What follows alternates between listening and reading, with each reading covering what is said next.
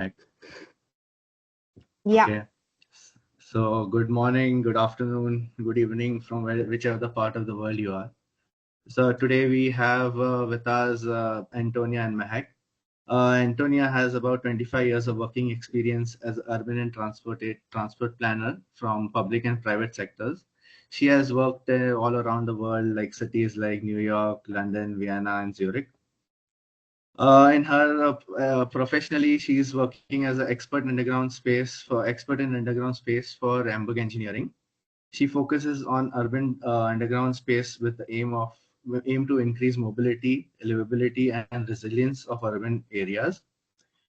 She's also the co-chair of ITACUS, the International Tunnel and Underground Space Association Committee at the ITA. And Antonia is passionate about cities, global and sustainable development. She has also co-authored a book, and she is also teaches part-time at ETH Zurich. So we have with us a multifunctional professional with us. And Mahak, we also have Mahak. Mahak Agrawal is an urban planner, climate science and sustainability expert in ITACUS, and former United Nations fellow. And as a scholar and environmental fellow at Columbia University of the International and Public Affairs, Mahak earned her second master's in public administration with specialization in environmental science and policy. And Mahak was also nominated for the Gates Foundation's 2021 Goalkeepers Global Goals Award. So over to you. It's quite a long bio. If you want, I can just go through it. But yeah, everyone knows you from LinkedIn and all that. So I'll just skip that part. So over to you, Antonia. So thanks so much, Rushi. Thanks so much to the Tunneling Association of India Young Members Group for inviting us. We last met, Rushi and I, at the World Tunnel and Underground Space Congress in Shenzhen in April 24. And it was really good to catch up there. Let me share my screen for the presentation. Go into presenter mode. Up. So we've called it Urban Adaptability, Harnessing the Potential of Underground Space. And that really says, as it says in the title, there's the potential of underground space, but we're not necessarily exploiting that full potential yet in our cities, in our urban areas. So this is what our committee, ITACUS, is all about. And as Rushi said, I also work for Amberg Engineering. We're an engineering firm specialized in underground engineering design and construction. And we actually have quite a large office in New Delhi, in Gurgaon. And I also work at ETH, the Polytechnic Federal Institute of Technology in Zurich, as a part-time lecturer. So my aim about this topic is really I approach it from a private sector at Amberg Engineering, but from an NGO sector at ITACUS, and from an academic sector at ETH. And I would love to just share some of our work and insights on this in the short time. The next level up is down is our tagline of ITACUS. And what we mean with that is we need to look down to come to the next level in our cities, in our urban areas. And here what you see is a sort of very nice aerial photo of the Women's University in Seoul, Korea, South Korea.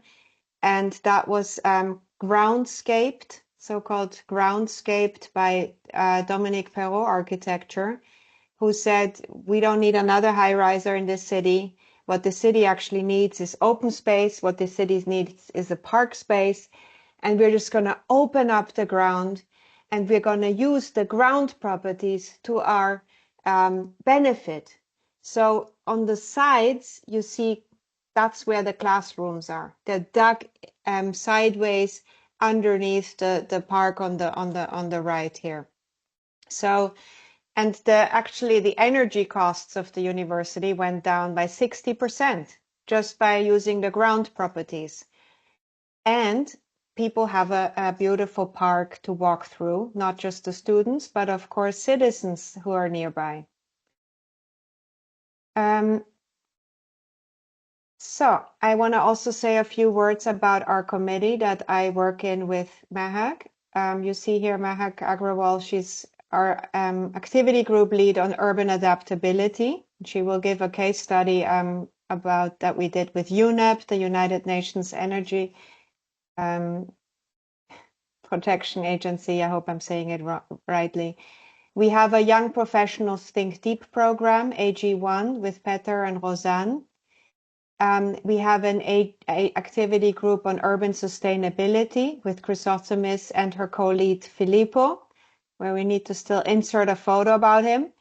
Then we have our National Actions Think Deep program with Abidemi Agwar, who does a lot of work in Africa and also with African students in civil engineering and on the topic of underground space, as well as with Marilu Milo, who's an academic based in Sydney, and she's our activity group lead on urban integration.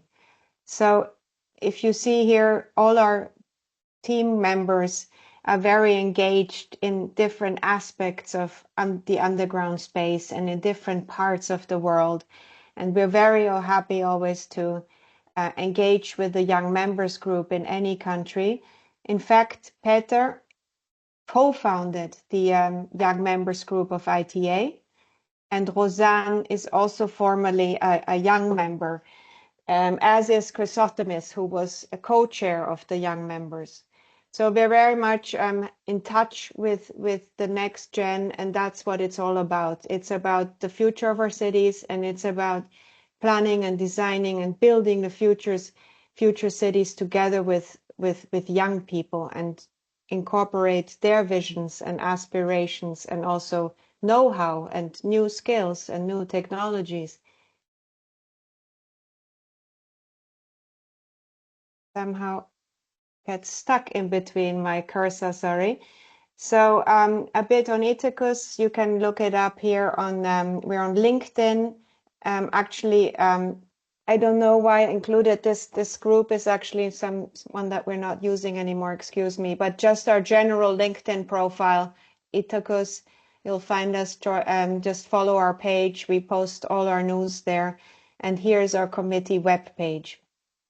And what is it about? The vision of future cities to incorporate underground space, to counteract lack of space, to promote resilience and sustainability, and to stimulate an interdisciplinary cooperation. So we're not just working with civil engineers or geotechnical engineers. As you can see, Mahak is an urban planner, I'm an urban planner, but we very much work with engineers, with geologists, with geographers, with architects, with designers, because it needs a sort of interdisciplinary decision-making process to create the best solutions for the underground space in our cities. Just a very quick one on the book that Rushi mentioned when he introduced me. This is Han Admiral. He founded the Committee on Underground Space of the ITA over 10 years ago, and he's a civil engineer from the Netherlands, and I co-chaired the committee with him until recently. He now stepped back and acts as our thought leader, and we two together wrote a book on underground spaces, Unveiled, Planning and Creating the Cities of the Future. And actually, when I met Mahak is because she wanted to write a book review and approached me for that, and that's how we first got in touch. There's a webpage and a presentation video, a short one, if you want to look at that later. Quick word also on my lecture that I hold always in the spring semester at ETH, which is the Federal Institute of Technology of Switzerland. I've now done it for 5 years, excuse me, and it's part of the Department of Civil, Environmental and Geomatic Engineering. And they asked me to hold an interdisciplinary course. So my students are composed of civil engineers, architects, and planners. And here you see the composition of the students. So half the student body is from civil engineering, and the other half is composed of spatial developers, infrastructure system planners, environmental engineers, and architects. And it creates a very interesting dynamic and composition. When we talk about underground space, we always need to talk about major aspects of urban development and how the underground space plays a part of that. And here you see Leal. It's also the title photo of our book. And Leal is in Paris. I don't know if some of you have been there. It's a major multimodal station, and it was recently redeveloped because it was sort of a brutalist architectural approach from the 70s, a lot of concrete, not very user-friendly, not popular, a bit desolate, a bit run down. And it was recreated with a canopy on top and also with all this park space on the surface level. And you can actually see into the underground space, into the lower levels. Also, the lower levels are not just for functional purposes for transportation, but there's also art installations, there are cinemas, there are boutiques, and I believe there is even a swimming pool, if I'm not wrong, in that station. So recreational activities are possible. And the whole point is it's open round the clock, and it's a space that serves as a public space, and it's integrated surface and subsurface level, which is something that makes our cities more amenable and more functional.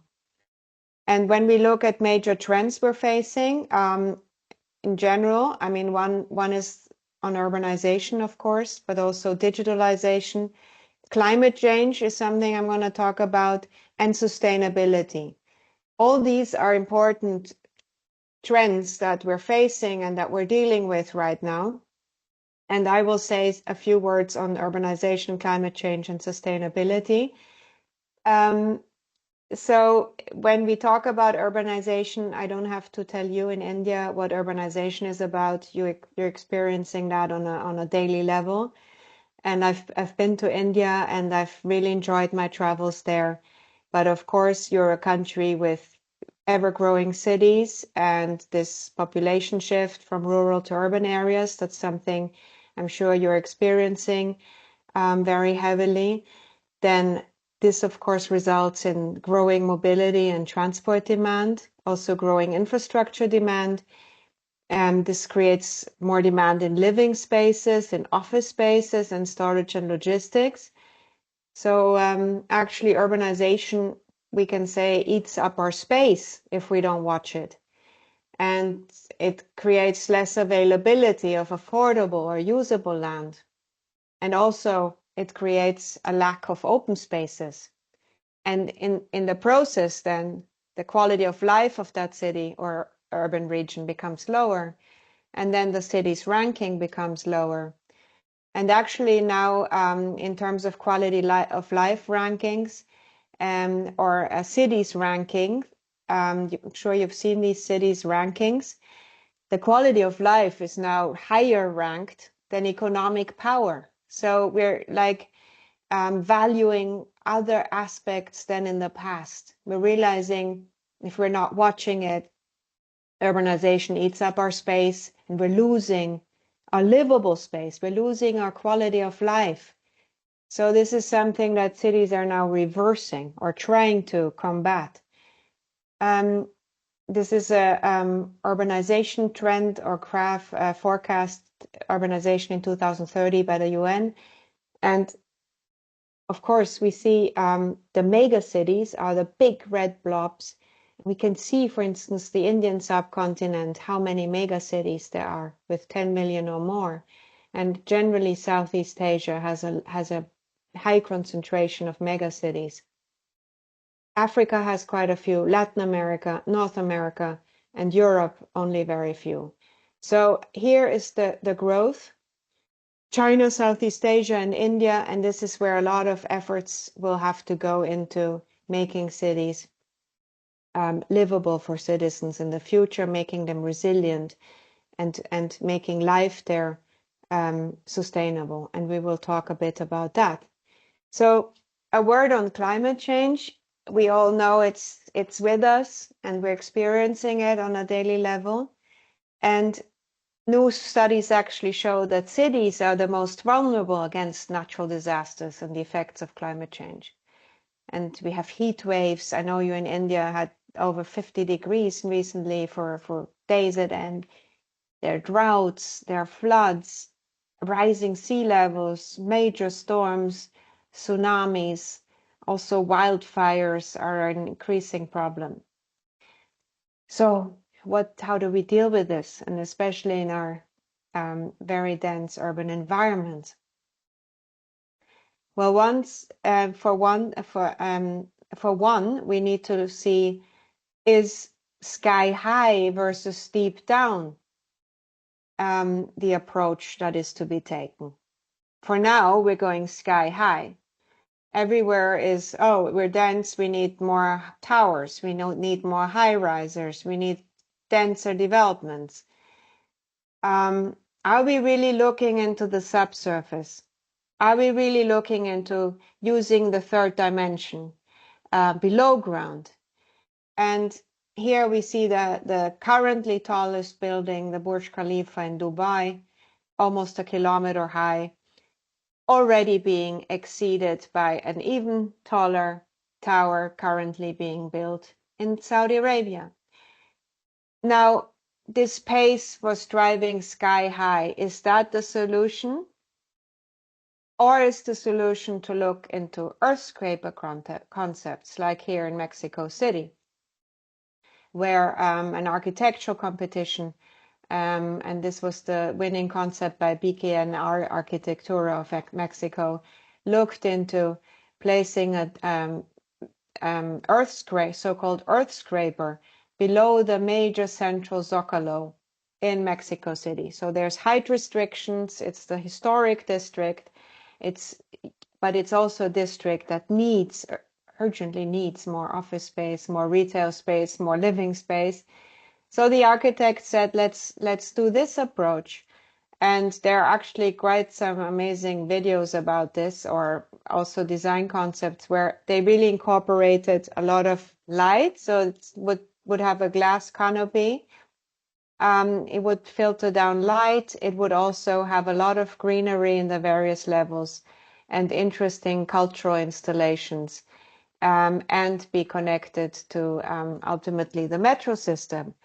This has not been built. I'm just showing you as a conceptual approach where what is possible and what should be also thought about more intensely. Because in the end, what are cities for? Cities are for people. Cities are places for social interaction. Social and economic activity and creativity occurs in thriving cities with open spaces. And why do we need trees? We need open spaces so we can have trees, and because trees absorb CO2 and also give off moisture. Singapore, for instance, is now engaged in a major effort to have much more greenery in the city, to also give off moisture because it's such a hot, because of the urban heat island effect. Yeah, so that means that we need to use our space more efficiently. And for instance, if we look at the global trend of urbanization and the aspect of transporting millions of people in dense urban environments, here we see the movement of 200 people per mode and use of space. You're probably familiar with this graphic. It's quite commonly used because it's so depictive. How many cars, how many pedestrians, how many people on buses, and how many on light rails. And here you can see that in a car lane, we can only transport up to 1,600 people per hour. in a bike lane up to 7,500, and on a sidewalk up to 9,000 people. And then, of course, the most efficient 10 to 25,000 people per hour in transit ways. And this is, of course, usually in metro systems underground. And there we have direct and unhindered connections. And of course, Indian cities are also on the forefront of building and expanding their metro systems in many cities, in Mumbai and Delhi and so on. So transportation means that we need to accommodate more people in less space, and also in smarter developments. So this is, for instance, an example of San Francisco, where this is the Transbay Transit Center in San Francisco, which replaced the old bus terminal, which was an eyesore, built in the 70s. And B, it was to serve much more functions than just be a bus terminal. So now it's a bus terminal, but it's also accommodating light rail and regional rail. It accommodates heavy rail. It accommodates pedestrians.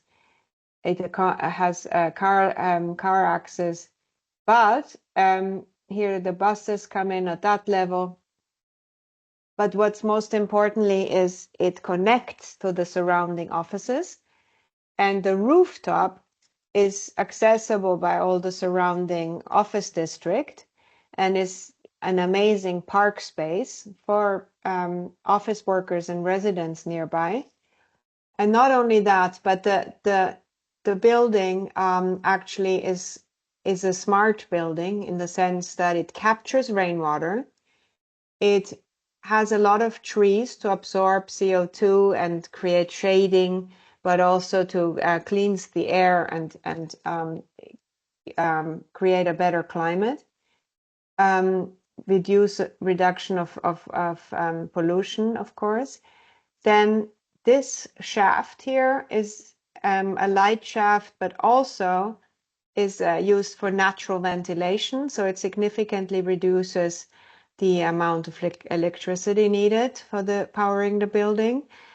And also they use geothermal systems to create their energy demand. Here you see pump and heat exchanger. So really this is so well thought out, and I can't go into more detail now, but this is the kind of transportation infrastructure that makes so much sense, where we accommodate so many functions on various levels, but at the same time, we're contributing to the livability of the neighborhood. This is another example of a multimodal station in Arnhem in the Netherlands that was recently expanded because they couldn't accommodate the growth anymore or the passenger levels. And now they have solar powered energy systems, and they're accommodating various uses, including huge bike parking underground at various levels, plus access-free, barrier-free access for pedestrians from the city center. Then maybe a quick example of a highway tunnel that significantly improved a city's, should I call it the green lung of Madrid? This is Madrid, and this is the Manzanares River. And the whole project was called the M30 project. And I don't have a picture here yet, but it had elevated highways along the river front, barring people from accessing the river. The river became polluted over time. The riverfront became dangerous and dirty over time. You can imagine the scenario. So actually, at some stage, Madrid said enough is enough. They applied for transportation funding. It was co-financed by the European Union, the project. And it was all a 40-kilometer long stretch of highway was put underground. I was there a few months ago, finally to see it myself. It's amazing. The traffic disappears in the tunnels underneath. Yes, you see, of course, and hear it a bit, but basically you are benefiting of that 1 million square meters of park space that was created. The river was renaturalized. You see now bird life, you see biodiversity. The park spaces are beautifully kept. People jog there, people hang out there, people take walks. And it's this beautiful green lung in the center of Madrid. Also, other cities, sorry if I'm now having mostly European examples here, but there's a lot of so many good examples worldwide that are making huge efforts in re-greening. For instance, Paris. So the Paris Climate Plan, 23% of the Paris region is to be planted with vegetation. Huge amount of square meter surface areas of roofs are to be planted with vegetation on municipal buildings. More than 100,000 trees are being planted. And here you can see from the carbon footprint report how many CO2 are captured by the two Paris woods. So this is all something, these are major efforts in making our cities greener and more livable, because also with climate change and the increasing temperatures in our cities, the more we pave over our cities, the more we have this heat island effect. So we need to actually bring down the temperature in our cities and create shade, create moisture.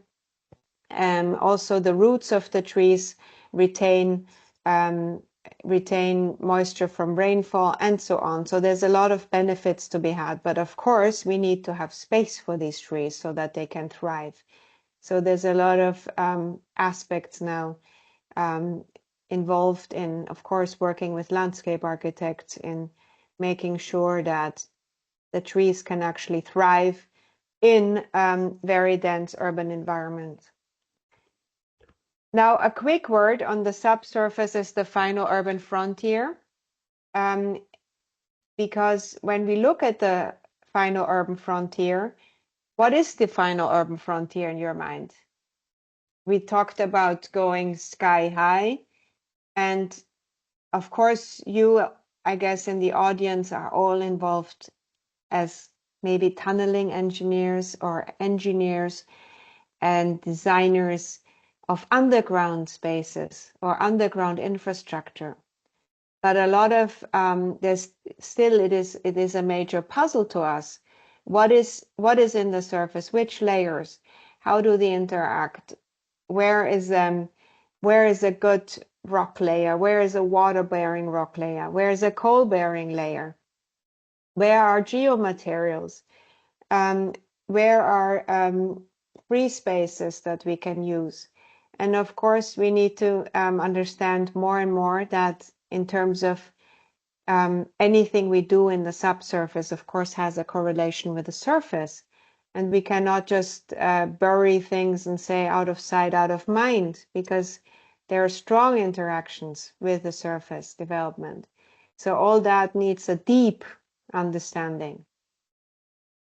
When we look at in the past how the surface was developed, very much a culture of mono-development in the sense of first come, first served. I was here first, I want that alignment, and I'm just plowing through here with my tunnel.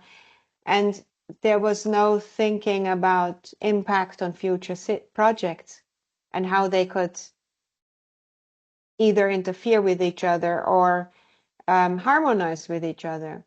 So this is a schematic from London, some recent and already longer existing projects, but this is, for instance, a very new one, Crossrail, the London Power Tunnels, the Thames Tideway Tunnel. And of course, we have piles from this is the Shard, that's the largest, highest building in Europe. The piles alone are 55 meters deep. So of course, there's an interference with with horizontal alignments. And cities are grappling with that as well. How do we map our infrastructure? How do we assess it? And how do we make it part of urban planning and urban growth? And how can it contribute and benefit our environment? There was a very early thinker in the 1950s that we like to quote. He was French, and he said, "Is it necessary that the urban planner thinks deep, and that underground development of cities is done not through random necessities, but according to a definite commitment, legislation, and a predetermined plan?" And there's a chapter about this in our book, if you're interested, how one approached it. And what usually is done is that we are mostly concerned with the top subsurface layer from ground level to minus 200. And then in the deep subsurface layer from minus 200 to minus 4,000, there's usually very little of interest for regular human uses. But of course, there's geothermal, there's mining activities, and they also need to be thought about and coordinated and planned. We are very much concerned with creating sustainable cities and communities, and that's something that Mahak will touch on. It's the Sustainable Development Goal of the United Nations, SDG 11, and that means building resilient cities, building sustainable cities, building livable cities, and only then we can call it a smart city, because smart city is commonly used, but what does it actually mean, right? And there are so many aspects and factors that are a part of it. And also they should be inclusive for all. And we call it the urban metabolism. To understand it, we need to reconnect with the subsurface. We cannot just see it as a ground level type of city and not be concerned with what are the acting forces in the subsurface. So we really need this 5D approach. Han and I wrote a paper about this multidimensional planning analysis. If you're interested, I'll give it in the sources afterwards. But basically, 3D planning and mapping, and not just 3D. 3D is now basically minimum, and we go, of course, up to 7D. But 3D, what I mean is the three-dimensional aspect and really visualizing what is there and in context with the local geology, but also in context with the time and temporality. And maybe some of you have heard of the subsurface resources model, and that was by Pariot. He was an EPFL professor from Switzerland, and he categorized the subsurface into 4 major domains. So one being groundwater, which is hugely important and which we need to protect. Space as such, geomaterials, geothermal energy. Those are sort of the 4 major domains if you want to think about it that way. And of course, when we build infrastructure, we use the space, and we have to do it in conjunction with taking into account the other parameters and the other domains. So maybe just a quick word on underground urbanism. And Mahak has done some major work on this, also with the Indian Urban Institute. This is an example from Seoul, South Korea. But basically, it's a transit center that extends six levels into the subsurface. And it spans the major roads of Gangnam and in the Gangnam Business District. The whole point is Seoul aims to become more pedestrian friendly. And the whole project is actually supposed to be an orientation mark, but also a park. So it's here, that's how it looks from the top. So this is a crystal roof, a linear corridor, park space on top, And then you see some of the, I don't think I have the picture of the 6 levels, but 6 levels extending underground, but flooded with light, with a wonderful climate with real greenery and with quality public spaces for pedestrians, for urban dwellers, for shopping, for transportation, for convenience. That is currently being finished in Seoul. It also includes multimodal features and even an urban farm, which produces fresh urban greens in the underground and delivers it right on site.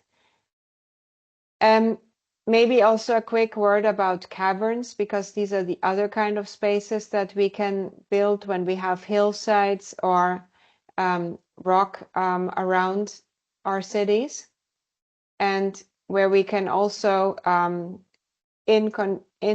depending on the geological formations, there's a lot of cavern developments in Hong Kong, in Singapore, in Nordic countries, also in Switzerland. And when we build projects in there or public facilities, like this is a swimming pool in Helsinki, but it also doubles up as a public shelter in case of need. But also when we build these caverns, we can excavate the material and provide that as building materials. So we're actually reusing what we're taking out of the earth in those projects.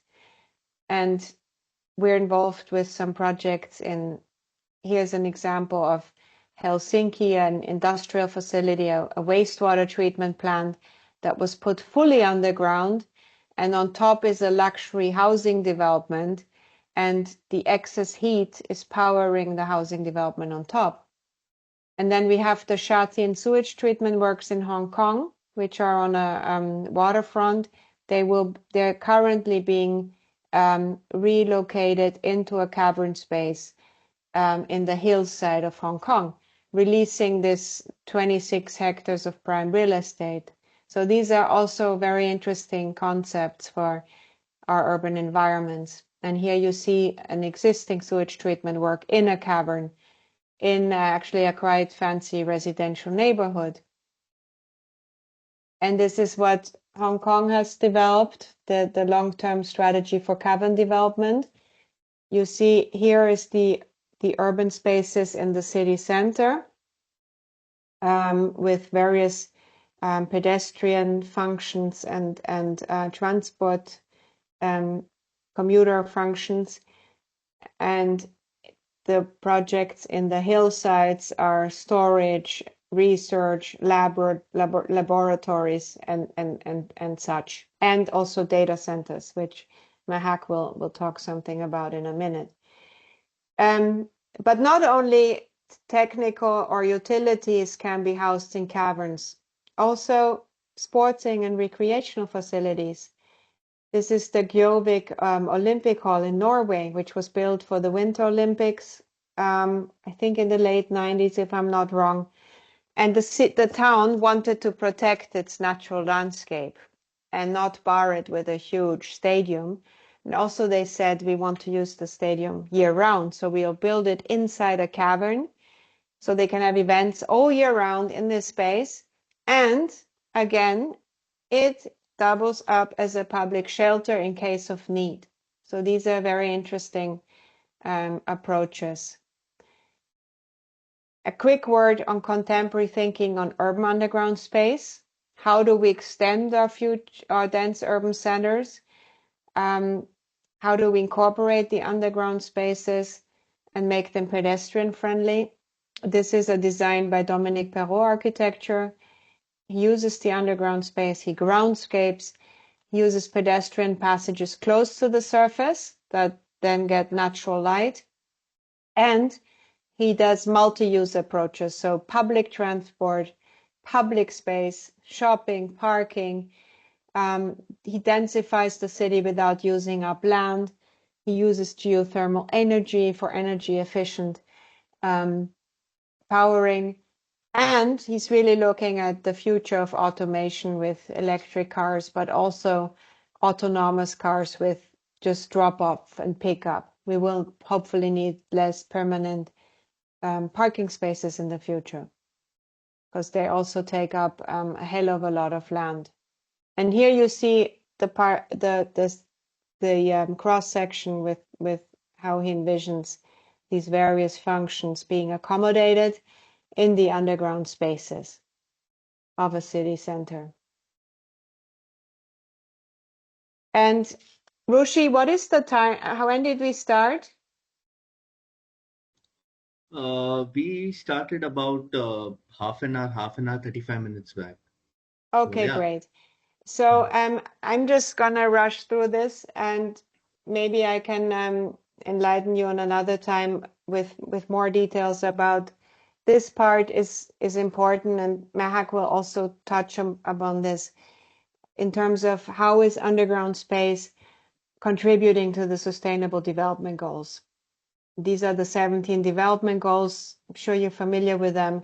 And just so you know, we in ITACUS looked at zero hunger, we looked at clean water and sanitation, affordable and clean energy, decent work and economic growth, industry, innovation and infrastructure, sustainable cities and communities, climate action and life on land, and these partnerships.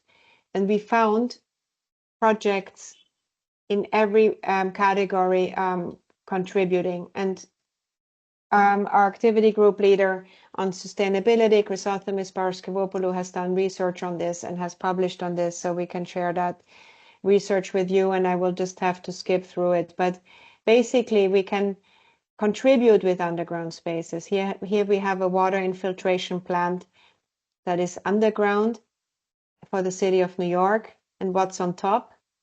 A golf course, a recreational area. So we don't have to bar this land with the water infiltration plant. We can have the water infiltration plant underground, and the surface area can be a recreational place. We have affordable and clean energy where we derive geothermal energy, and we work with aquifer thermal energy storage systems. This is an example from Netherlands in old mine shafts. This is now being actively done to heat homes and whole districts with very very interesting energy levels. Then here we have a quarry underground, a quarry with a logistics and warehousing area, and a huge park on top. And this is just outside London near Heathrow Airport. So the quarry and the logistics area doesn't have to eat up the space on top, which is urgently needed for people to create a bit of a better quality of life in this rather impoverished neighborhood of London. Then industry, innovation, and infrastructure. This is an example from Denmark. Here you see Kalundborg symbiosis. One facility's waste is another's energy, and they exchange energy, water, and materials, and all underground. Also very interesting concept. Then also in Linköping in Sweden, there's now new infratunnels being developed where we accommodate all kinds of uses in one infratunnel. And we don't have to dig up the road every time we need to fix something, can easily be maintained. The Transspace Center I already talked about in terms of sustainable cities and communities. Here you see the cross section with the park on top and the commuters and rails being handled below, and having barrier-free access on ground level. So climate action, a huge one with flooding. This is the big temple in Tokyo, which serves as a flooding alleviation facility. And it's like a temple, so it's actually also a tourist site because it's so incredible in its dimension. And of course, this is underground. Okay, I need to rush through this.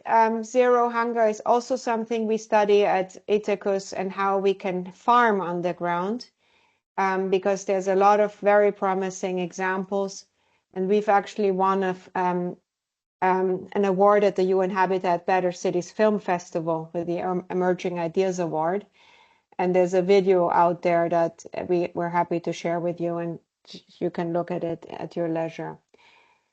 We've also worked with the United Nations Agency of Disaster Risk Reduction, and we got them to look and to realize that designing large-scale underground spaces, for instance, car parks or tunnels, they can have a variety of disaster risk reduction functions, for instance, as temporary water retention basins or as refuges, while also providing efficient access for servicing dense urban building blocks with water, energy, and waste removal services.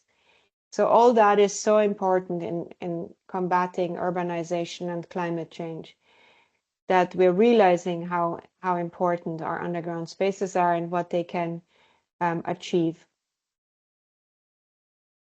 including ensuring continuity of critical services when we have disruption and natural disasters. These are parking garages that can double up as water retention facilities. Okay, this is a very interesting project. I'm wrapping up now, but I'm ending with a sort of futuristic project. Cargo Souterrain, Switzerland, currently being developed, will at some stage span one end of the country with the other, now in a major urban corridor between Zürich and direction Bern, which is a notoriously congested highway, has most of the cargo traffic on trucks. This system will handle everything autonomously underground, 24/7 in these little autonomous vehicles, but will also accommodate postal services and telecom and so on, currently being conceived. So this is something that will help our cities, instead of choking in traffic, deliver things, because delivery of parcels is a huge aspect as well. Now I'm wrapping up. We are rapidly running out of surface space. We need to keep our cities livable. This is something I talked about quite intensely in this short presentation. We cannot use every last bit of public space for new infrastructures, and underground space offers us a lot of advantages. It is easier for us to create unhindered and direct connections in the subsurface. We have no or little surface impact on the communities. We have a rapid development of new layer of supplemental infrastructure possible, and we're serving the modern needs of the city by combining smart and energy efficient developments. These are the topics I talked about. Resilience, I couldn't touch on so much, but that's a huge aspect that we're also working on at ITACUS. How do we make our cities more resilient to bounce back quickly from natural disasters, and what is the role of underground space in all that? Underground space offers us as yet untapped potentials. We see our job to unveil, and I'm saying our job, but I mean your job as well as an underground professional, to unveil what is hidden and how to use it in strategic planning, and how we can, through interdisciplinary collaboration, unlock these potentials, how the subsurface helps our cities be more resilient, sustainable, and future-proof, how we can combine and connect uses. And yes, we will require imagination, we will need to adapt legislation, we will need more policies to develop more cost-effective and faster technologies. But all that is happening as we speak. And just in closing, I want to highlight this report that we worked on with the National Institute of Disaster Management of India. And this resulted in the publication of Underground Urbanism and Reimagining the Role of Underground Spaces for India's Urban Future. Mahak was instrumental in getting that published together with NIDM. Here's a free download at your leisure. Also, I've promised you some more sources from our committee members that you can look at your leisure. And I thank you very much for your attention. There are several QR codes. I would love you to follow us We don't use Twitter so much anymore at the moment, but that's our webpage. We're on LinkedIn, we're on Facebook, we're on Instagram. This is the book, and we're also, if you're interested in Amberg engineering. And Roshi said we'll take questions afterwards. So hope I didn't take up too much time, and thanks for your attention. Thank you, Antonio. You're welcome.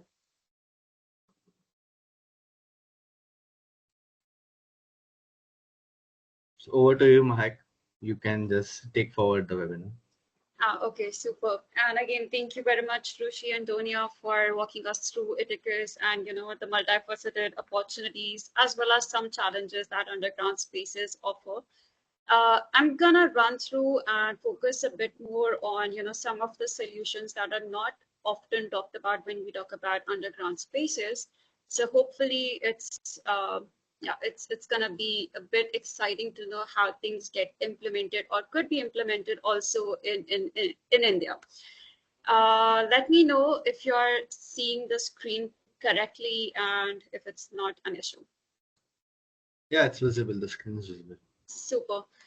So again, thank you very much, Rushi, and the entire Tunneling Association of India for having me and Antonia over here. As Rushi mentioned, I am Mahak Agrawal. I work as the activity group lead of ITACUS, which is, okay, I'm not gonna go into the full form of ITACUS again, but I work on the Urban Adaptation Activity Group, and I'm also the steering board member of ITACUS. For today's webinar, which focuses on the value of underground spaces for urban adaptation, Antonia has shared a lot of opportunities and challenges that we see across different parts of the world.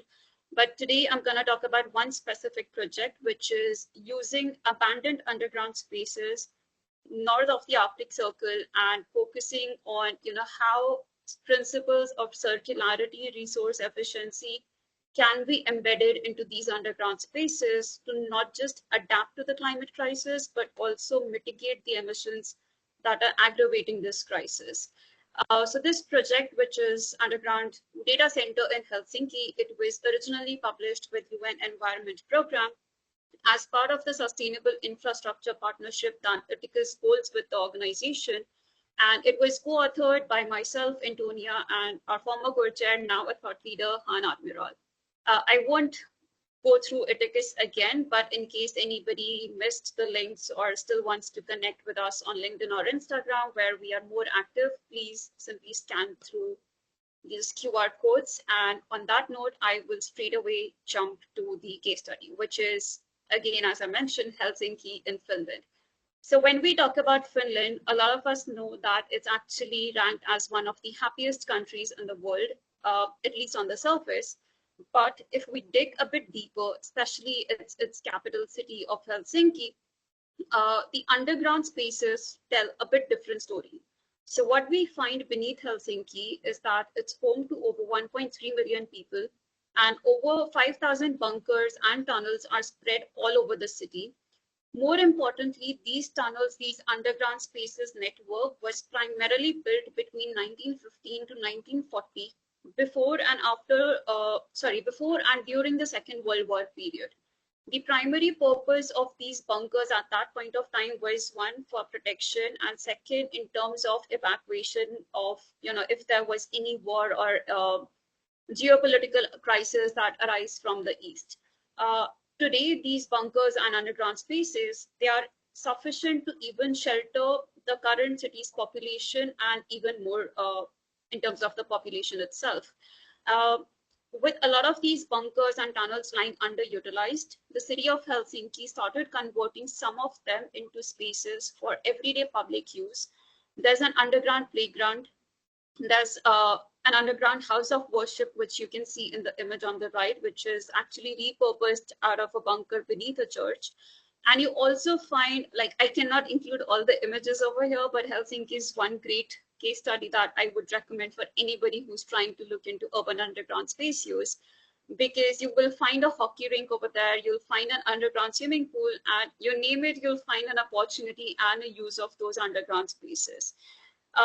One good thing about Helsinki, and I would say a strategic advantage, is that the city has had a very long history of controlling the development of infrastructure and reducing the natural resource use above ground by repurposing pre-existing underground tunnels and caverns. In the 1960s, the urban underground was primarily used as a service layer, which we see across many of the Indian cities as well, even today. But at that point of time, like in the 1960s itself, the city planners acknowledged that the underground could be used for multiple purposes of retail, recreation, and even shelter. In the 1980s, 20 years after that recognition, Helsinki notified its first urban underground space allocation plan. In 2011, an underground master plan was developed to map and manage cities' existing underground facilities and potential users in the future. And in 2021, a new underground master plan was created for the city to guide the planning of underground facilities and tunnels, including newer forms of infrastructure such as data centers, which this presentation is going to focus on. So these are some other examples of the kind of facilities that you would find underground in Helsinki. Like, it doesn't seem possible, but as I mentioned, Helsinki is one example case study that I just recommend to everyone. So before I highlight the underground data center of Helsinki, a quick snapshot of the need for energy and resource efficiency in data infrastructure. With the increasing use of the internet and cloud services across the world, not just in India, not just in Helsinki or one part of the world, this increase has amplified the need for data centers all over the world. If we look into the statistics from International Energy Agency and ITU, which is International Telecommunication Union of United Nations, the latest data that we have comes from 2023.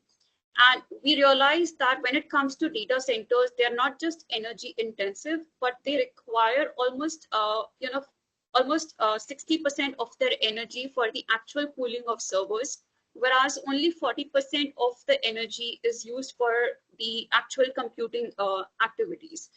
On a global scale, these data centers account for 1 to 1.5% of global electricity consumption, which doesn't seem a lot, but if you start converting that into actual numbers, it's a very big number. And the other concern is that this 1 to 1.5% consumption, it does not reflect the amount of energy that's being used with the rising cryptocurrency mining or the artificial intelligence increased use of artificial intelligence. And if we include crypto, if we include AI, it will just jump to up to 5% of the global electricity consumption. That's just based on estimations, not the exact figure, which is expected to be much, much larger than 5%. And this entire 1 to 1.5% of current electricity consumption for data centers is contributing to approximately 0.7% of all global CO2 emissions, which again doesn't seem a lot from a percentage point of view, but it's a big, big number in whole numbers.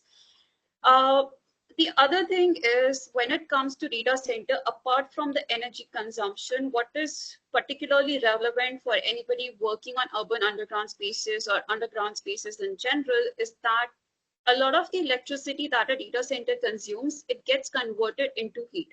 So the plus point is that the heat that is coming from data centers is usually steady low-grade heat, which is approximately at 24 degrees Celsius. And it can be captured if done right and transferred 24/7 across all seasons to other surrounding areas where the data center is situated via heat pumps. So when we talk about Helsinki, which if you see on the right, the image indicates a cathedral. And behind the cathedral, we have the Baltic Sea.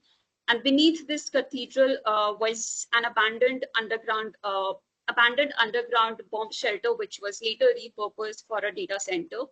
So in Helsinki, this Second World War bomb shelter, which was made of granite and situated beneath this Uspensky Orthodox Cathedral, it was originally meant to protect the city officials from Russian airstrike in 1960s and 1940s. but it was given a new life by a Finnish IT company called Academica and an energy company that was owned by the municipality of Helsinki. What the company Academica did was that it installed 2 megawatt data servers 30 meters beneath the cathedral and sourced the cold water from the Baltic Sea to cool servers. This was a very interesting case study because of the strategic location and the existing resources that were present for the company and for the municipality. What the company and municipality did in terms of circularity was that instead of returning the hot water which is emanated after cooling the servers, they didn't return the hot water to the sea. It is actually being transferred by a separate network of desalinated water and pumped into the city's underground district heating network. That was another plus point because Helsinki had its original district heating network, so it did not have to lay down another new network. It simply pumped the heat from the hot water which was emanating from the cooling of servers for the district heating network. And this transfer of excess heat is being used to heat approximately 500 homes back in 2022, 2023. So I'm sure it's increasing now, but it's helping heat the homes in the surrounding areas, which is contributing to, reducing the emissions by 30 to 40% on an annual basis. After the heat is extracted by pumping into the district heating system, the water is recycled back to cool the servers again, which is creating that circular loop. And overall, the private entity, which is the Academica that installed the data servers, they estimate a cost saving of approximately $400,000, which is almost €500,000 every year, just from this one particular facility that's situated at the center of Helsinki. Coming to the advantages of this particular case study and locating data centers underground, one, there's often no need to build or adapt a shell when you're constructing a data center underground, which means that you reduce the construction cost, but also the time of the overall construction. Second, many a times these spaces offer disaster resilience, especially in areas that are prone to hurricanes, which is something that actually Google and Microsoft are doing for constructing the data centers in Texas and several other southern states of the US. The other advantage is that they're possible in flood-prone areas, but only when you have a proper backup and pumping systems. But aside from all the advantages, yes, there are a few challenges as well. One is that, as I would say all the experts here would know, not all underground spaces are suitable for all purposes. You really need to understand the suitability and analyze the suitability and feasibility from various factors. Second is that being a data server, there are several considerations that you have to keep in mind with regards to the local microclimate. So for underground spaces, a lot of care and consideration needs to be given to water, dampness, and ventilation. And sometimes these spaces might be available in remote regions, which affects the latency of the connections itself. By latency, I mean how quickly the connections are being generated by the data servers and how well received they are by the customers. So that needs to be worked out and taken into consideration when we do the suitability analysis. Finally, when we talk about Helsinki and data centers which are being explored in Helsinki and other Scandinavian countries, we noticed that Helsinki, Sweden, and a lot of other Scandinavian countries are becoming hotspots, investment hotspots for tech giants like Microsoft, Google, to build similar data centers and repurpose underground spaces which are abandoned or which are lying derelict. And they are seeing that, these investments are being driven by three key factors. One is three key factors for Helsinki. One, because Helsinki had its city plan and underground master plan, which complemented each other and encouraged resource efficiency, not just above ground, but also a lot of focus below ground. Second, Helsinki had a well-developed underground network, which was open for multi-purpose use. So you did not have to worry a lot about regulations and what Antonia was mentioning, the first come, first serve situation, which we see often as a challenge in underground space development. And the third was the flow of energy to and fro the underground data center and its integration with the district heating system of Helsinki is something that we may not see quite often beyond European countries, which is something that needs to be considered when you're trying to think about replicating components of this particular project, or just the concept of this in different parts of the world. And finally, I would say in Helsinki, which made the best use of its strategic proximity to the full waters of Baltic Sea, or using the underutilized and abandoned bomb shelter or its district heating systems, what we found was that using the underground data center or using underground spaces which are abandoned for data center, irrespective of how much capacity of data center you're looking at, you can at least save 15 to 20% energy by situating these centers underground as compared to a similar size structure that is situated above ground. And finally, I would say the question is, okay, before the question, another image of some of the data centers that are coming in other parts of the Scandinavian countries, including in Finland. We see Hamina, where another Google data center is coming in a factory that was abandoned, and the primary underground service layer is being used for cooling the data servers in this particular facility. And the question this particular case study raises is, whether Academica's approach to constructing a data center underground, an efficient one, one that is not just focusing on resource efficiency and circularity and urban mitigation, climate mitigation and urban adaptability, whether it can be replicated or not. The answer is big bold yes. The approach of closed loop circularity, which is being used for building data centers in Helsinki, in Hamina, and various other parts of the region, yes, it has its advantages, but there are several learnings which can be carried forward and which can be implemented in other parts of the world. And we are also seeing such developments happening in very hot and humid climates, as well as areas where we imagine such kind of circularity might not exist. For instance, in Texas, there are several facilities being constructed and in operation. Some are coming up in Hong Kong as well, and I can share a lot of other examples beyond this conversation. I think I can talk about this very briefly. So as we mentioned, yes, replication is possible, but it needs to be adapted and considered on a case-to-case basis and the situation, region, and a lot of other factors. So we have a prototype that is being situated in the Agrawal test gallery of Switzerland. And we see that, Helsinki is just one example that showcases that the cost and spatial effectiveness of situating a data center below our feet makes sense. And it sets a precedent when it comes to embedding this resource efficiency principles and circularity in data centers from planning phase, from designing phase to the operation and the maintenance. And on the right, I'm sure Antonia can talk a bit more about this one, but this is an underground data center prototype that is in the Agrawal test gallery, which is situated in Flums, Switzerland. And this is another case study that is actually being produced and is in production process with the UN Environment Program right now. So it will be out in the coming month. And yeah, on that note, just a quick thank you again for bearing with us. I know it's dinner time for a lot of us, so much appreciated. And if you want to connect with me personally, here's my LinkedIn and Instagram, so feel free to send a connection request. And on that note, thank you very much. Okay, thank you, Antonia and Mahak. So the platform is open for any question and answers. So yeah, we have not yet received any questions.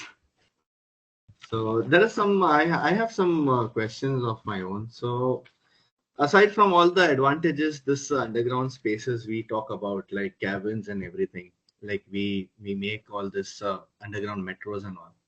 So what are your views, Antonia or Mahak, on the material which is excavated? So what are your views on that? Because the quantity of materials excavated are quite high, and you need a strategic plan to dispose it. So I would really like if you can share some on your site on this thing? Yeah, so good question. So I think it depends very much on where it's situated, the project, and what material we're taking out. In the case of the Gotthard Base Tunnel, which is the largest project we had to deal with in Switzerland, and we were the lead designer from Amberg engineering side. Don't know if you're familiar with the project, but it's the world's currently longest highway rail tunnel undercrossing the Alps, and the amount of material was taken out was reutilized. Over 90% was reutilized. So it was very much, you need a system in place to classify the material in the various class and categories and to see what can be used for what purpose. But obviously, if you have soft material and soft soil, which I don't know what you have in Mumbai or Delhi, to be honest, exactly. But that is, of course, then also used for landfills or infills and so on. But wherever possible, it should be, of course, used as building materials. And I think this is a really good subject, and we need to do more work on that to also give guidance.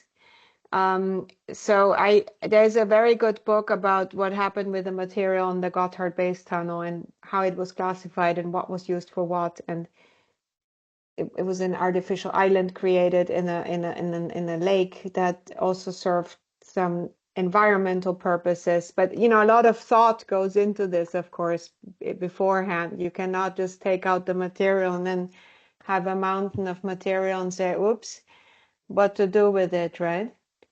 Mahak, you were going to add something? No, I think you basically covered it, but just like from the Indian context, I think it's a bit complicated because one, you feel that when you excavate any material for any sort of construction, whether it's underground or partially underground, some cities have the regulation that you have to use X% of what's being dug out for either laying down the foundation or other purposes. But many cities, where especially like the tier 2 cities, they don't have the regulation, and it's often easier, and at least in their mind, it's much cost effective to just dump it in a place where it's out of sight, out of mind, because the whole idea of reusing what's actually excavated from a cost effectiveness perspective, that's not really mainstreamed into the planning and development arena at this point of time. So I feel, yes, especially for India, it's something that needs to be worked upon. We did see some policy regulations coming up for using the construction debris for other purposes, but still it continues to be one of the biggest waste that's generated out of construction industry in India.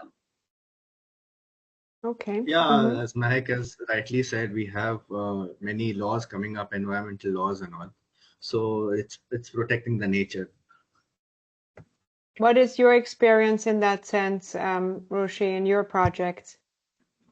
Yeah, so as like I had previously worked on one of the railway projects, so we had taken some we had some agreements with the client and all to use, because we were doing tunnels in rock. So in India you have diverse geology.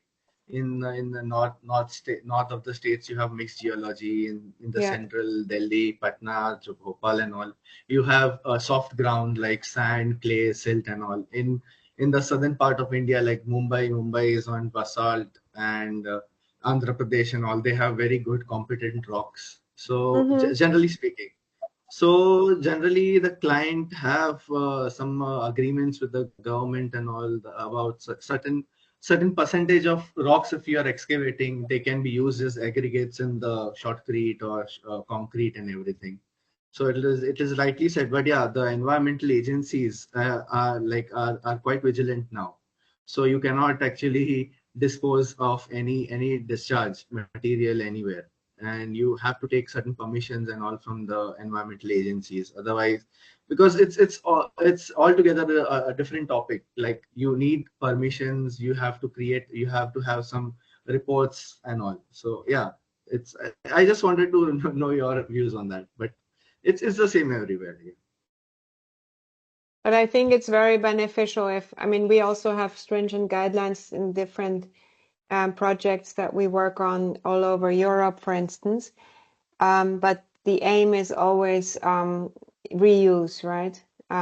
During the construction of the project, and then the rest take it out in an environmentally friendly way, usually barge or rail and not truck if possible, and then reuse it as building materials wherever possible. Yeah. Yeah, because in one of the projects we did not have a place to dispose of the materials, so we had to make artificial slopes for that. Right. And yeah, and in certain other organizations where where my colleagues are working, their organization has also used up the excavated material to form all the platforms and everything else. So a good use of excavated materials.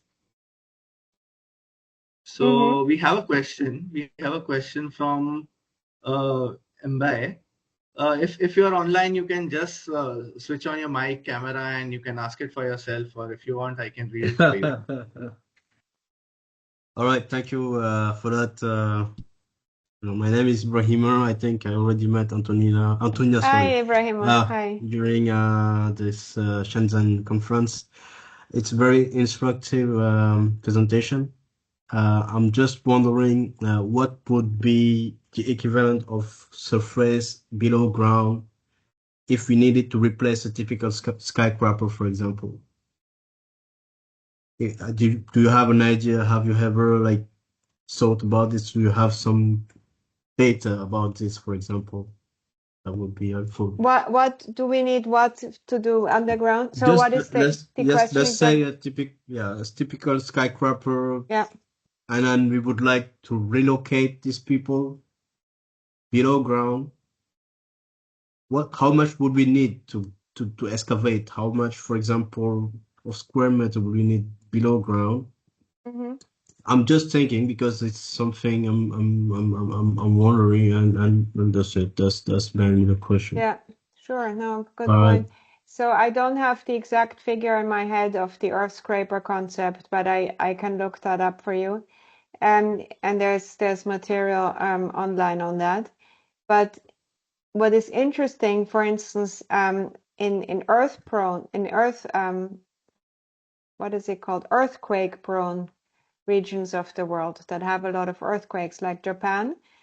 They already studied this 100 years ago, how we can have, they called it depth scrapers.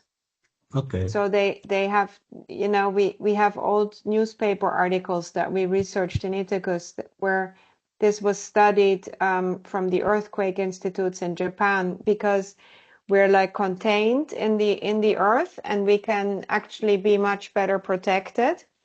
We have also current examples of earthquake-prone areas in, for instance, Chile, South America, where during a major earthquake, the metro system was the least affected. It was just shaking a little bit, whereas the buildings on the surface were destroyed. So from that point of view, there's a lot of interesting aspects why it would make sense. And in terms of material, I need to check that in terms of this particular earth scraper concept. But if you want to look it up yourself, I'm sure you can find quite a bit. I'll do. It's called BKNR Architectura. Okay. They did this competition in Mexico City. I'll write it here in the chat. And Great. if I find it would be more great, data, Antonia, if you could share your references and all these things with us. We can share it with all our community then. oh yeah, I'd love to, yeah. Here's this one. I wrote it in the chat. Yeah, just seeing that. And Wait. and also this is a good one for where we publish all our work for free downloads.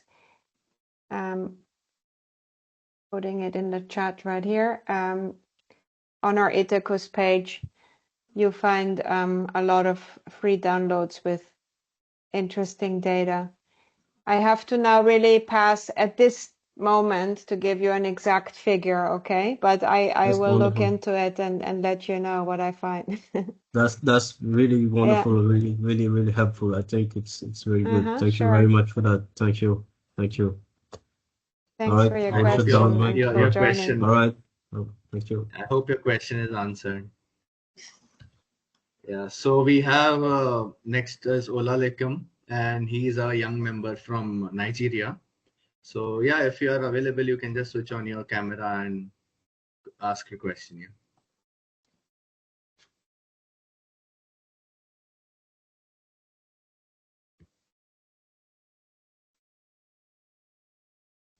I think he has raised his hand, but I think he's facing some problem. So anyone else having questions?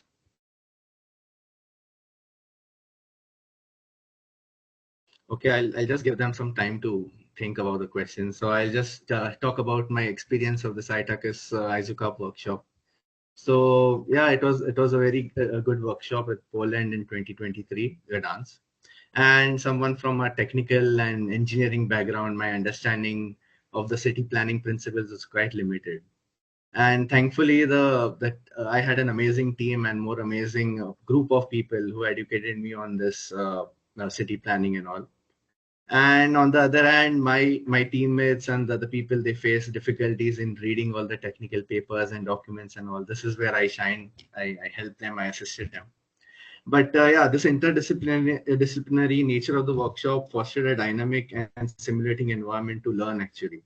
And through this program, I have realized that this type of programs can be a good potential to learn. And I would really recommend going and applying for these workshops.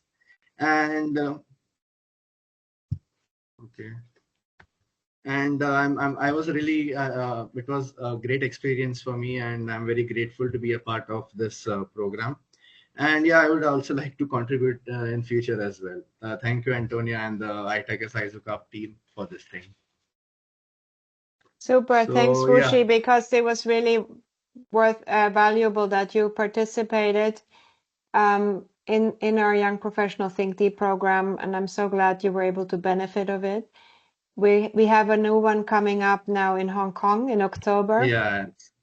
So we're looking forward to hosting that together with, of course, the local Hong Kong Engineering Association, and that just now 12 international participants were selected. So we're very happy to go forward with that. Yeah, I think it was quite this thing. The competition was quite high. I think only 12 participants and full world. So yeah, unfortunately didn't make it this year, but yeah, we'll try it next time as well. Great. We're planning one in Nanjing, China as well. Okay. There's a Okay, question we have in the chat now. Ola Lekum with us. Yeah, Ola, if you want, you can just ask your questions. Okay, can you hear me? I was having issues Yeah. switching on my. Hi. Yeah, you can switch on your camera as well if possible. Oh, okay. Is it? Let me see. Can you see me? Yeah. Yeah. Hi. Hi. Antonia. Hi. How are you doing? I'm fine. I'm fine. So we met at Shenzhen, China, in April at the Correct. UTC. My question goes thus. I was thinking about. I was considering the topic and how we can implement this in Africa, sub-Saharan Africa to be precise. And the climate in this part of the world is quite warm. I understand that if we're going to implement, if we're going to construct underground shopping malls and underground data centers, we might require very massive cooling systems. So considering the effects this might have on the climate or on the environment, I was asking if it would be feasible and it would be a good idea to construct this in this part of the world and where we require massive cooling system, what will be the net effects on the environment and the climate? Will it be positive or negative? That's my question. Mahak, is this a question to you, I think, primarily?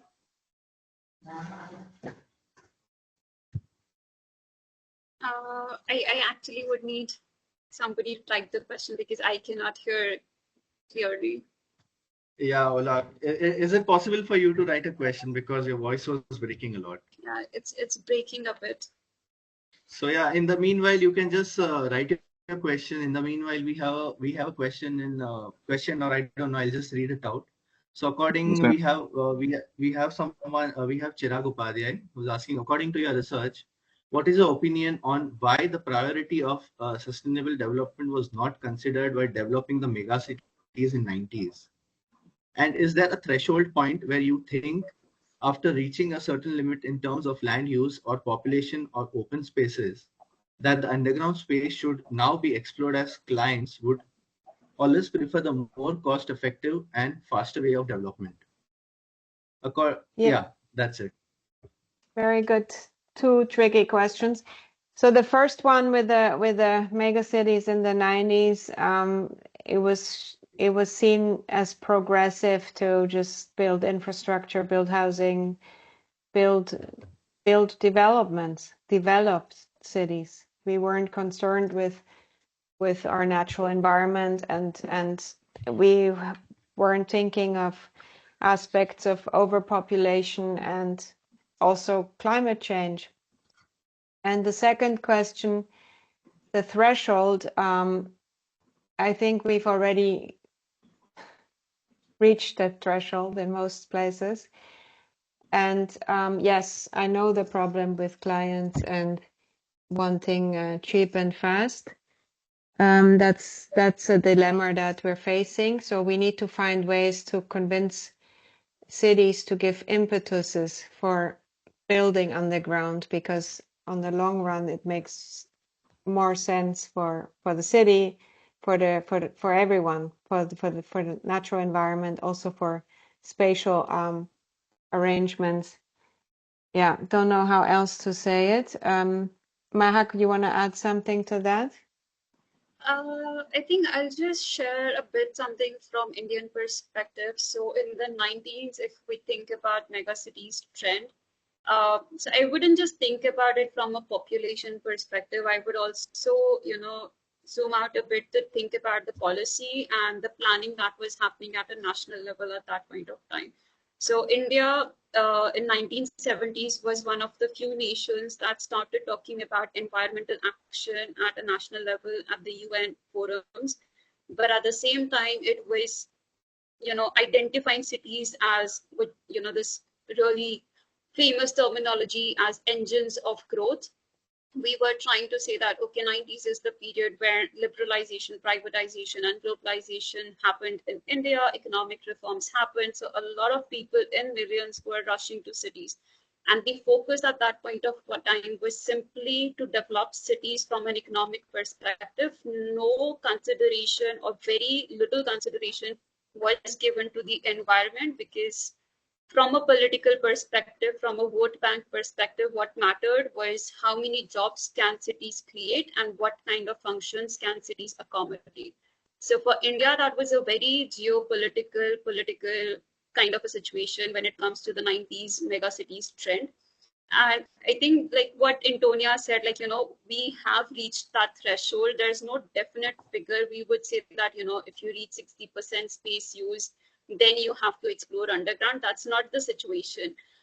It's primarily agreeing that we are in a crisis at a global, at the regional, at a subnational level. And if you know that underground spaces offer a solution, then why aren't we as professionals thinking about communicating that to our client, no matter who the client is and what kind of horizon in terms of the project they are looking at?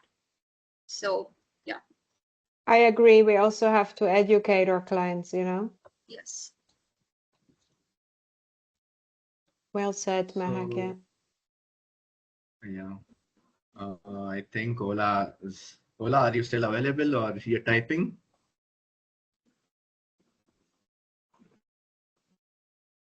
Okay, so I think we have lost him again.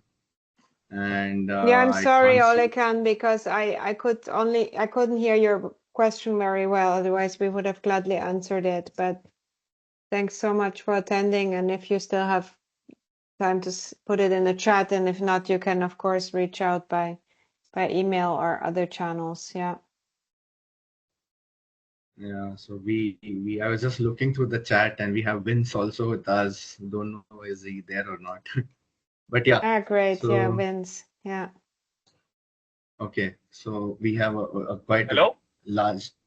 Hi, Vince. How are you? Hi. I'm Yeah, fine. we can I'm just just see your car. paying at the toll station. Wow. Yeah. How is everything? So this is Amazing. the car in which Say a quick hi. Hi, Vince. Hi. Good to see It's my you. sidecar, my old sidecar. Awesome. yeah, is this Awesome. the one in But which you thank gave you your for the. ITAYM? Take care, Vince. Careful out there. Yeah. It's a different one, but yeah. Thank you for the presentation and thank you for the invite as always, Rushi. Thanks for joining, Vince. Yeah. Nice to see you, Antonia. See you. See you, Vince.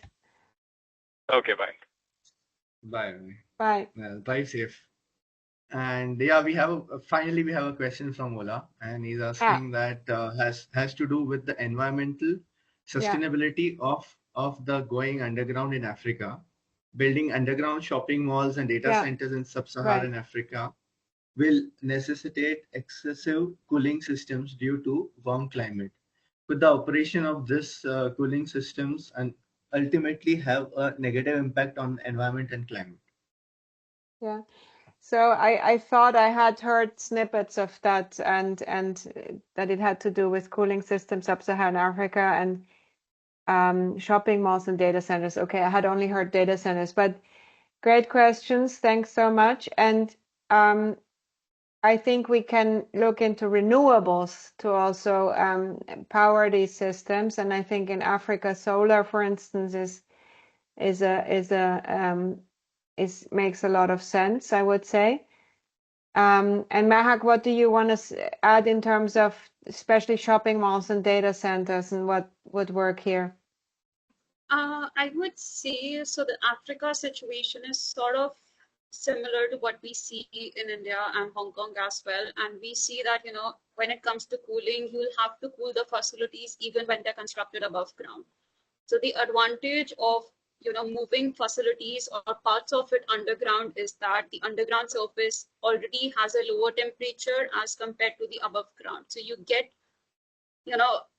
if we just look at the cost effectiveness and then the environmental effectiveness for the same surface area, if we only consider the cooling bit, you would require much less energy for doing the cooling underground for the same facility. But if we look at the entire energy and environmental effectiveness, that requires a lot of other factors that need to be considered just like throughout the project cycle. Yeah. So I think you have cleared this doubt. And yeah, we really had a very healthy discussion and a very long webinar, and hopefully we didn't interfere with your activities, right? So okay, yeah. You will share the link to the YouTube recording, Roshi? Yeah, this will be. I'll be uploading this webinar on YouTube, and you can. I'll just a moment. I'll share my screen, and people can. Okay. I don't know. I'm using this. Okay, just a moment. Sorry. Rishi, while you're figuring out the MS Teams, I never can, but just a quick note on the opportunity. Yeah. Oh, sorry. Yes. So just a quick note on the opportunity side to contribute and to engage with ITACUS. We are very heavily focused on a lot of events that are coming up for the World Urban Forum, for COP29, for New York Climate Week. And in general, like we have had some quite interesting publication opportunities as well. So I would definitely recommend whoever is joining us today to at least follow our Instagram and LinkedIn accounts, because we share all of these opportunities on both of the platforms. So is my screen visible to you? Yes. Well, we see ourselves, which is not Yeah. what we want to see. So, so this is our Yes, now we see it. Yeah. yeah, Good. this is our LinkedIn, blogs, YouTube, and website. Cool. So my blog on Poland workshop can be you can visit on my TAIym blogs, and the YouTube channel is also available. You can subscribe to our YouTube channel. Thank you, Antonia and Mahak, for such a wonderful webinar. And this webinar was actually really important for us to spark the interest in all this underground space, harnessing the potential of underground space. And this was a unique webinar because in the past we have all the webinars fully technical about underground tunneling, caverns, and everything. And yeah, I hope our audience has gained a good knowledge in harnessing the potential. And I really hope that we have sparked interest in our student members as well. And yeah, to all the attendees, I would like to inform that this webinar will be uploaded on YouTube, and you can find the past webinars also on our YouTube channels. And yeah, I wish all the Indians happy Independence Day in advance, and Raksha Bandhan also. So yeah, Happy and thank you. Independence Day, yeah. And thank you once again, thanks, Antonia. Rushi, for organizing this, and thanks for all the attendees. I know it's late in the evening in India, so have a very nice evening and talk soon. Thank you, Stay in Antonia. I touch, guess yeah. yeah. Bye. Bye-bye. Bye.